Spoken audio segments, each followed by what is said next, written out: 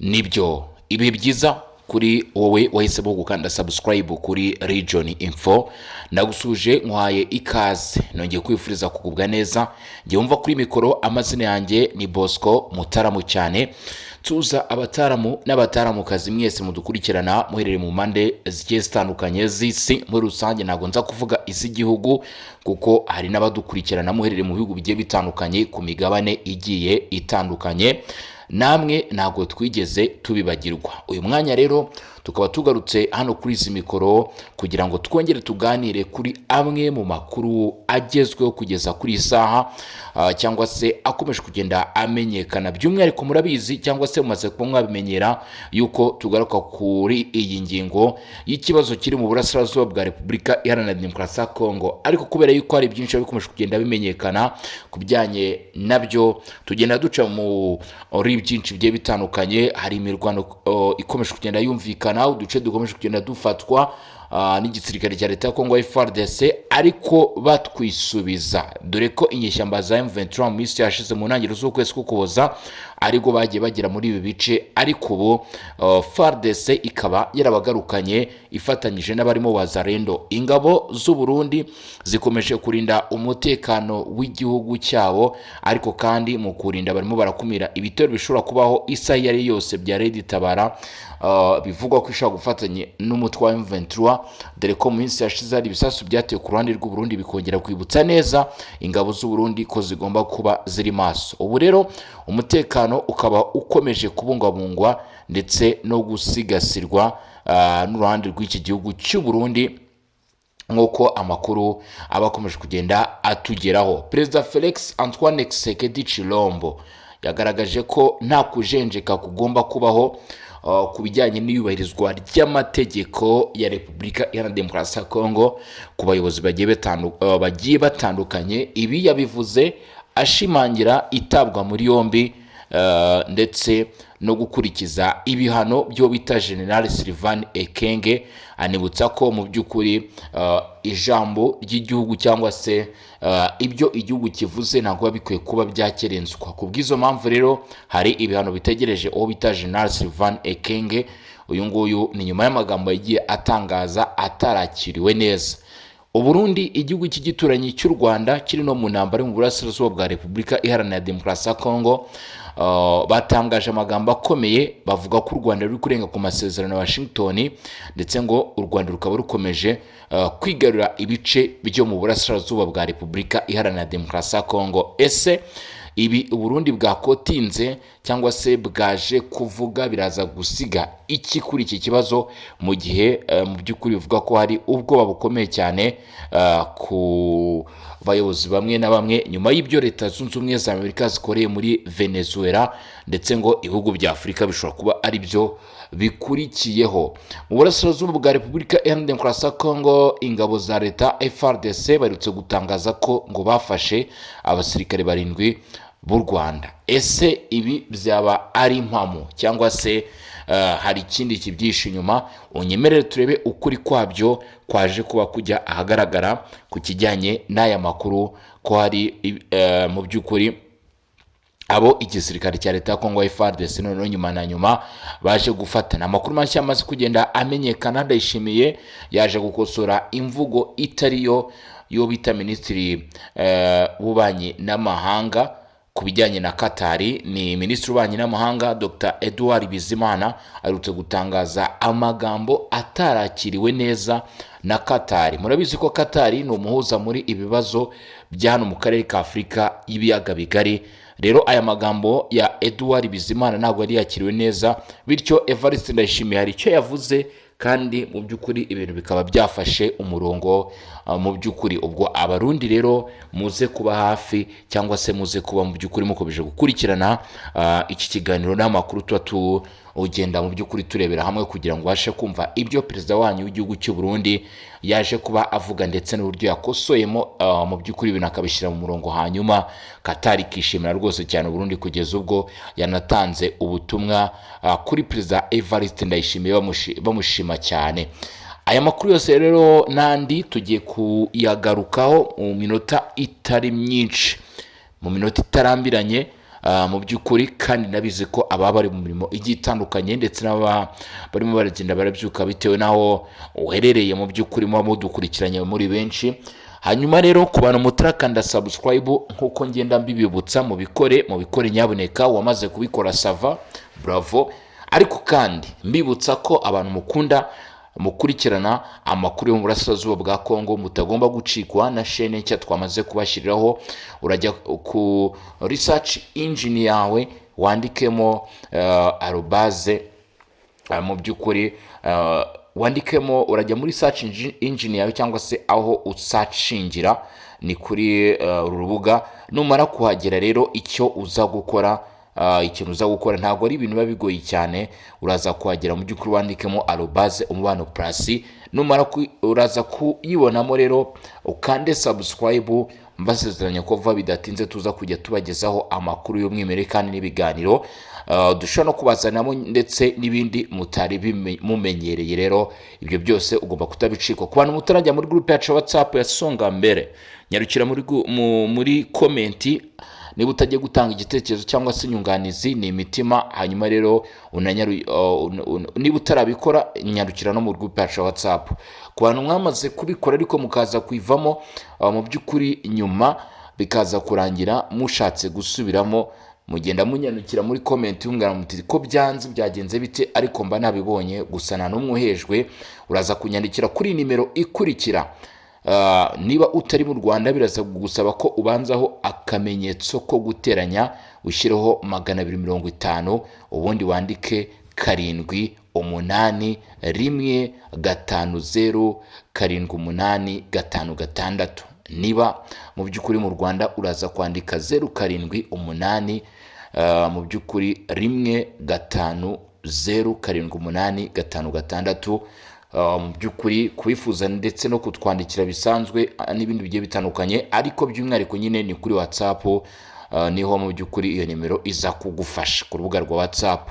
Reka rero dukomeze n'andi makuru agiye atandukanye nyine nk'uko nagiye mbikubwira, tuyarambura cyangwa se tuva mu mfunyamfunya tujya ahangaha rwose twanzika twimatatura tudondosha dukurikirana uko ibintu byifashe gatanu kuri gatanu. Reka unyemerere mpere ku byo Uburundi bwavuze, mu by'ukuri ku byo Uburundi bwavuze hano mu burasirazuba bwa Repubulika Iharanira Demokarasi ya Kongo ku bijyanye n'ikibazo cy'u Rwanda, Washington. Ndetse narakubwiye ni iki kibazo kimaze kwaguka, urumva ibihugu bimaze kugeramo. Uburundi bwatangaje ko bushinja igihugu cy'u Rwanda kurenga ku masezerano ya Washington, ndetse ngo hakaba hakomeje kuba kwigarurira ibice byo mu burasirazuba bwa Repubulika Iharanira Demokarasi ya Kongo. Minisitiri w'Ububanyi n'Amahanga w'u Burundi Edouard Bizimana niwe watangaje ko u Rwanda rukomeje kwigarurira ku ngufu ngo ibice byo mu burasirazuba bwa Repubulika Demokarasi ya Kongo bikaba binyuranyije n'amasezerano ya Washington.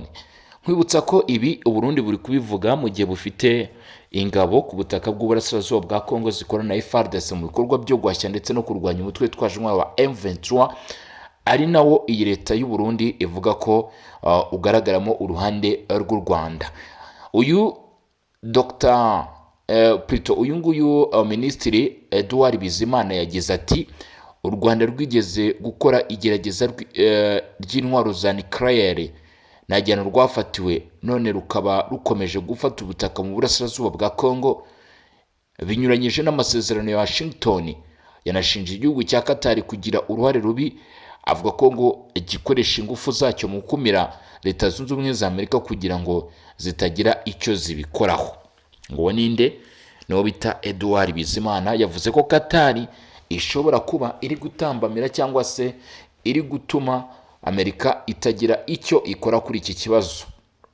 Aya magambo aje akurikira itangazo rya leta ya Repubulika Iharanira Demokarasi ya Kongo ryashyizwe ahagaragara mu mpera z'umwaka ushize 2025 ryamaganaga gukomeza kw'icyo bise kwigarurira ku buryo bunyuranyije n'amategeko ndetse no kwagura ubutaka bikorwa n'ingabo z'u Rwanda mu burasirazuba bw'igihugu, cyane cyane hafi y'umujyi wa Uvira ndetse n'inkengero zawo, na cyane ko ari naho ingabo z'u Burundi ziri kugeza uyu munsi ndetse ku bwinshi. nk'uko iryo tangazo ryabivugaga. Leta ya Kongo yavuze ko hari ingabo nshya mu by'ukuri ngo zaje kwinjira zari zibarizwa muri bataliyani eshatu ngo zageze mu misozi miremire ya Uvira, Fizi ndetse na Mwenga, zitwikiriye umutwe wa Twirwaneho. Kinshasa ivuga ko ibi bigaragaza umugambi wa gisirikare uteguye kandi ugamije kwerekeza muri Fizi mu gufata umuhanda w'ingenzi ugana Crimea mu ntara ya Tanganyika. Leta ya Kongo ivuga kandi ko ibi bikorwa byagize ingaruka zikomeye mu baturage, aho abantu benshi bagera ku 500 bishwe, abasaga 500 bava mu byabo kuva mu ntangiriro z'ukwezi kwa 12. Kinshasa isobanura ko ibi bikorwa ari igitero kigaragara ku bwigenge bw'igihugu n'ihohoterwa rikomeye kandi risubirwamo ry'amategeko mpuzamahanga. Inamagana amagambo y'u Rwanda avuga ko rwakuye ingabo zarwo muri Repubulika ya Demokarasi ya Kongo. Leta ya Kongo ngo yabitsaba ko ingabo z'u Rwanda ziva ako kanya mu buryo bugaragara kandi bwemewe ngo mu bice zigaruriye. Iyi leta ikavuga ko ngo ibivuga hashingiye ku cyemezo 2773 cya Loni n'amasezerano ya Washington, ikanahamagarira ihagarikwa ry'ibikorwa byose byibasira abasivili. Mu gusoza, leta ya Repubulika ya Demokarasi ya Kongo yahise yemeza ko izakomeza inzira zose za diplomasi, politiki n'amategeko zigamije kumenya ndetse no kuryoza abakoze n'abategetse ibyaha byavuzwe haraguru. Gusa amagambo nanone yavuzwe na Dr. Edouard Bizimana kubera yuko atakiriwe neza na Katari, byaje kuba ngombwa ko cyangwa se byasabye perezida w'u Burundi Evariste Ndayishimiye kwisegura kuri iki gihugu cya Katari. Ku bw'aya magambo Bizimana Edouard yahise avuga agira ati Katari irimo iritambika imyanzuro Leta Zunze Ubumwe za Amerika yakabaye ifata, bari gutugama amafaranga. Umva icyo Evariste Ndayishimiye bakunze kwita General Neva, perezida w'u Burundi, yavuze. Yabivuze rero ryari? Yabivuze tariki 4 ku munsi w'ejo ku cyumweru. Agaruka kuri aya magambo yagize ati mu gisa no ibitangazamakuru byabigarutseho harimo BBC ivuga iti mu gisa no gukosora ibyavuzwe na minisitiri w'ububanyi n'amahanga, Perezida Evariste Ndayishimiye w'u Burundi yatangaje ko igihugu cye igihe cyose cyashimiye uruhare rw'ingenzi rwa Katari mu buhuza ku kibazo cya Repubulika Iharanira Demokarasi ya Kongo. Ibi yabivuze kuko Edouard Bizimana mu byo yavugaga cyangwa se uburyo yagaragajemo iki kibazo, we yagaragazaga ko Katari yagenze bigurunege, ahubwo ikanatambamira amasezerano ya Washington yashyizweho na Donald Trump yagombaga kuba akemura iki kibazo. Ku bw'izo mpamvu mu mboni ze we yabonaga ko Katari ahubwo mu by'ukuri ikwiye guhagarika n'ibyo bikorwa. Ni nyuma y'uko kuwa gatandatu nijoro Minisitiri Edouard Bizimana nyine yanditse ku rubuga rwe rwa X, ururwazo rwitwa Twitter, asanzwe akoresha ko ari ingenzi gushimangira uruhare rubi ngo rwa Katari mu gukoresha ijambo ryayo n'amafaranga buza Amerika kugira icyo ikora ku byo yise kwigarira ubutaka bwa Repubulika ya Demokarasi ya Kongo bikozwe n'ingabo z'u Rwanda ndetse no kwagura. Mu nyandiko ya Bizimana yashinjaga u Rwanda gukomeza gufata uturere mu burasirazuba bwa Kongo binyuranyije n'amasezerano ya Washington, ariko Amerika ntigira icyo ibikoraho. Ngo Mohammed bin Abdulaziz Al Khalif, minisitiri wa leta muri Minisiteri y'Ububanyi n'Amahanga ya Katari, akaba n'umwe mu bagira uruhare mu biganiro by'amahoro bitegurwa na Katari, acyumva amagambo ya Perezida Evariste Ndayishimiye hamwe n'ubusobanuro yatanze ku byavuzwe na Edouard Bizimana, yahise ashimirwa cyane Evariste Ndayishimiye n'uyu Abdulaziz Al Khalif, minisitiri wa leta muri Minisiteri y'Ububanyi n'Amahanga. Aramushimira cyane rwose, aramubwira ati ibitekerezo ndetse n'ukwisegura watanze kwakiriwe neza kandi kurashimangira ukuri kuri iki kibazo. Uwo ngo nyine ni Al Khalif wo muri Qatar avuga ku byari bivuzwe na Evariste Ndayishimiye. Hanyuma rero Repubulika Iharanira Demokarasi ya Kongo niho turi. Perezida Felix Tshisekedi yemeje ibihano byafatiwe General Sylvain Ekenge, ibutsa ko ijambo ry'igihugu ridakwiye kuvugwa uko umuntu abyiboneye. Dosiye ya General Major Sylvain Ekenge wahagaritswe ku mirimo ye nk'umuvugizi w'ingabo za Repubulika ya Demokarasi ya Kongo FARDC ikomeje gutera impaka zikomeye mu gihugu. Iki kibazo cyaganiriweho no mu nama y'abaminisitiri yabaye kuwa gatanu tariki 2 Mutarama Kinshasa. Mu ijambo rye, Perezida Felix Tshisekedi yagaragaje ko ijambo rivuzwe n'umuyobozi wa leta rifite uburemere bukomeye kuko rihagarariye igihugu cyose. Yibukije ko amagambo y'abayobozi agomba kurangwa no kwitonda inshingano n'inyungu rusange z'igihugu, kuko amagambo adatekerejwe neza ashobora guhungabanya ubumwe bw'igihugu ndetse n'icyizere cy'abaturage. Ati ku bw'ibyo rero ntabwo hagomba kubaho kujenjeka na busa. Nk'uko byasomwe n'umuvugizi wa guverinoma, perezida yavuze ko yakurikiranye amagambo General Ekenge yavugiye kuri televiziyo y'igihugu RTNC, kandi akayafata nk'amagambo asebanya kandi ashinja abagore bo mu muryango w'Abatutsi atajyanye n'indangagaciro za Repubulika, imyitwarire ikwiye n'urwego umuntu ari mu gisirikare cyo hejuru agomba kuba afite. Perezida Tshisekedi yagaragaje ko amagambo nk'ayo abangamira ubumwe n'ubwiyunge bw'abanyekongo, ateza umwuka mubi n'amacakubiri kandi yangiza isura n'icyubahiro by'igihugu, haba imbere mu gihugu ndetse no ku rwego mpuzamahanga. Yongeye kwemeza ko ashyigikiye ibihano byafatiwe General Ekenge, ashimangira ko ijambo rya leta ritagomba kuba iry'irangamutima, ibyihuse cyangwa ridatekerejweho, cyane cyane iyo rikoze ku bibazo byoroshye bishobora kugira ingaruka ku mutekano, politiki, ku mubano mpuzamahanga ndetse n'imibanire y'abaturage. Hari ukubaho kwibutsa. Mu kiganiro yagiranye na RTNC, televiziyo y'igihugu cya Repubulika ya Demokarasi ya Kongo, uyu General Sylvain Ekenge yari yavuze amagambo yavuzwe nk'atesha agaciro abantu b'ubwo bw'Abatutsi, we ashinja abagore babo gukoresha kubyara benshi nk'ingamba zo kwigarurira abaturage. Navuga ko ngo badashobora guteza ikibazo cy'umutekano. Yanaburiye abanyekongo kwirinda gushakana n'abagore. Gusa ibi byahise biteza ikibazo muri Repubulika ya Demokarasi ya Kongo. Nanone kandi bivuga ko umwe mu bayobozi bw'iki gitangazamakuru cy'igihugu nawe yahagaritswe by'agateganyo, ariwo bita Oscar Mbari. Uyu yari umuyobozi w'agateganyo ku ruhande rw'amakuru kuri televiziyo y'igihugu, kubera kwemera ko aya magambo anyuzwa kuri iyi televiziyo. Nawe rero yarahagaritswe. Felix Tshisekedi akaba yavuze ko agomba kubaho mu by'ukuri gushimangira ibi bikorwa, kandi hakabaho no kutajenjeka uko ariko kose. Nk'uko bigaragara rero, mu by'ukuri ubutegetsi bukaba bwavuze ko iki kintu kigomba kuba mu by'ukuri cyashyirwaho akadomo.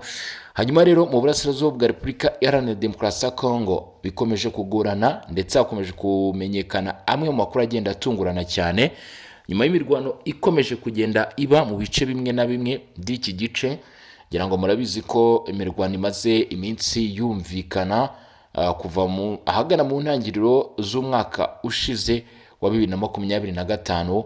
Imirwano yaje kurushaho kugenda yumvikana, imirwano yaje kurushaho kugenda igaragara mu bice bimwe na bimwe by'iki gihugu cya Repubulika Iharanira Demokarasi ya Kongo, bya hano nyine muri Kivu y'Amajyepfo. Iyi mirwano kugeza uyu munsi ntabwo ivugwaho rumwe, dore ko kandi nanone bamwe mu bafatirwamo nabo batavugwaho rumwe.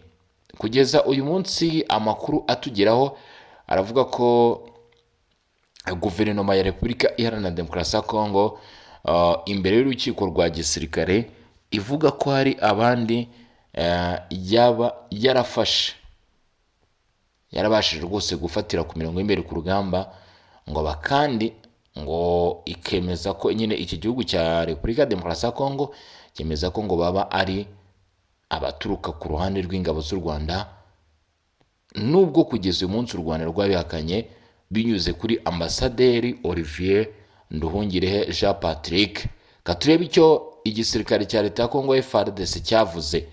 Ati mu burasirazuba bwa Repubulika ya Demokarasi ya Kongo ingabo za leta ya FARDC zatangaje ko zafashe abasirikare 7 b'u Rwanda n'abasivili 8 bakomoka mu bihugu byo mu karere mu bikorwa bya gisirikare byabereye mu ntara za Kivu y'Amajyaruguru ndetse no mu bikorwa bya gisirikare byabereye mu ntara ya Kivu y'Amajyepfo. Aba bantu ngo ubundi bari 15 ngo bafashwe bashyizwe ahagaragara kuwa gatandatu ku itariki 3 Mutarama i Kinshasa mu kiganiro n'abanyamakuru cyateguwe n'ingabo za leta ya Kongo FARDC babagaragaza ku karubanda, aho bavuga ko ngo aba basivile bakoreshwaga kandi bagashukwa na leta mu mugambi wo kongera ikibazo cy'umutekano muke muri Kongo. Ingabo za Kongo zisobanura ko u Rwanda ngo rukoresha bamwe mu baturage bo mu karere n'imitwe yitwaje intwaro nka Red Tabara hagamijwe gushyira intambara ya Kongo ku rwego rw'akarere kose, ibyo bise regionalization the conflict, nk'uko byatangajwe na Lieutenant Colonel Marcus K ushinzwe itumanaho n'itangazamakuru mu ngabo za FARDC. Wagira ati nubwo ari icyemezo cya Loni nimero 2473 n'amasezerano ya Washington yasinywe ku itariki ya 4 Ukuboza 2025, u Rwanda rukomeje kugumana ingabo zarwo ku butaka bwa Kongo kugeza n'uyu munsi. Byongeye kandi FARDC ngo irashinja u Rwanda gukomeza kwigarura umujyi wa Uvira mu ntara ya Kivu y'Amajyepfo, nubwo amakuru aturukayo avuga ko cyangwa se yagiye yerekana ko uru ruhande rwa muri Kivu y'Amajyepfo hari ibice mu mirwano yongeye gusubukurwa. Mu by'ukuri hari ibice byaba biri mu maboko ya FARDC cyangwa se byongeye kugenda bifatwa aha muri utu duce. Nyuma y'imirwano yakomeje kugenda ibaho nyine cyangwa se y'urugamba rwakomeje kugenda rwumvikana, dore ko ibibera muri utu duce mw'abantu mwe cyangwa se mu by'ukuri ndamutse mvuze ko byoroshye naba mbeshye, kuko imirwano iri kubera hano nayo na Kamaramansa ni imirwano ikomeye cyane kandi mu by'ukuri byavuzwe ko iyi mirwano ibaye mu gihe hakomeje kugenda hagaragara ingufu z'umurengera ziri kwifashishwa ku mirongo y'imbere ku rugamba, harimo kwifashisha drone, utudege tutagira abadereve, ibitwaro bikomeye, amato. Ibi byose ni bituma iyi ntambara kugeza uyu munsi cyangwa se uru rugamba rukomeje kugenda ruba hagati aho ngaho hano rurushaho kuba rukomeye cyane kurenza uko byari bimeze mu minsi yashize. Uko bucya n'uko bwira bigaragara ko hagenda habaho impinduka hano ku mirongo y'imbere ku rugamba mw'abantu mwe mwese rero mwari mudukurikiranye kugeza kuri uyu munota, kugeza kuri isaha. Nshatse mbashimiye nkabwira ni mukomeze kugubwa neza, aho tuza gusubira amasaha ari imbere turabaturira n'andi makuru abagezweho ko yavuga siko kuyamara. Jye nari Bosco umutaramu cyane, nkwibutsa ko iyi ni Region Info, aho tukugezaho amwe mu makuru akomeye cyane abakomeje kugenda avugwa hirya no hino mu karere ku bijyanye n'ibibazo bikomeje kugenda bimenyekana cyangwa se bivugwa. Ciao ciao, hasta la vista, mugire umunsi mwiza, dusubire mu masaha ari imbere.